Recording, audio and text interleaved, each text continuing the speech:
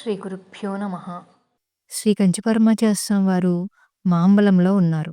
రాత్రి 12 గంటల వరకు గోష్ఠి జరుగుతూనే ఉన్నది. అగ్నిహోత్రం రామానుజ తాతాచారి గారితో కలిసి అలా వేకువజామున 5 గంటలప్పుడు స్వామి గోష్ఠి ముగించి దండం కమండలం తీసుకుని బయలుదేరారు. దారిలో ఒక స్త్రీ ఒక యువతిని చంటిపిల్లను తీసుకుని గబగబా ముందుకు వచ్చింది. రాత్రంతా నిద్రలేక కాలాతీతమై ఉంటే ఇప్పుడు కూడా దర్శనాలా అని తాతాచారి గారికి చిరాకు వచ్చింది. స్వాముల వారికి విశ్రాంతి అక్కర్లేదా అని ఆయన కాస్త కసిరారు. అయితే ఆవిడ ఆ మాట వినిపించుకోలేదు. తమ కుమార్తె ఎక్స్‌ప్రెస్ బండిలో వెళ్తున్నందున స్వామివారి ఆశీస్సుల కోసం వచ్చారని ఆవిడ అన్నది.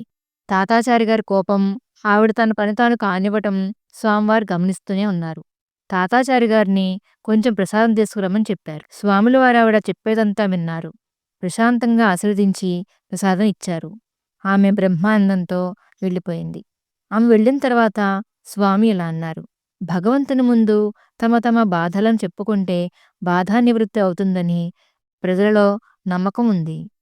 కానీ ప్రజలకు దేవుడు కనిపించడు కదా, నాలో ఆయన చూసుకుని ఆ నమ్మకంతోనే అమాయకంగా వీళ్ళు నా దగ్గరకు వస్తారు. దేవునితో చెప్పుకున్నట్లు నా ముందు తమ గోడు వెళ్ళబోసుకుంటారు. తమ గోడు వెళ్ళబోసుకుని తృప్తితో వెళతారు. వారి నమ్మకాన్ని నేనెందుకు చెడగొట్టాలి? నేను ఉన్నది దేనికి? ప్రజలు తమ గోడు చెప్పుకుంటే వినడానికే కదా. దానివలన ఈ శరీరానికి శ్రమ కలిగితే కలని ఏమీ కొదవలేదు. నాకు ప్రజలు నమస్కరిస్తున్నారు. నన్ను భగవంతునిగా భావించి నాతో తమ బాధలు విన్నవించుకుంటున్నారు. దానిలో గొప్ప ఏమీ లేదు. ప్రజల్లో ఈ మాత్రమైన భగవచ్చింతన మిగిలింది అని నాకు సంతోషం కనుక ఈ పనికి ఎవరు అడ్డం రాకుండా ఉండటం మంచిది అని స్వామివారు ముగించారు. జయ జయ శంకర హర హర శంకర.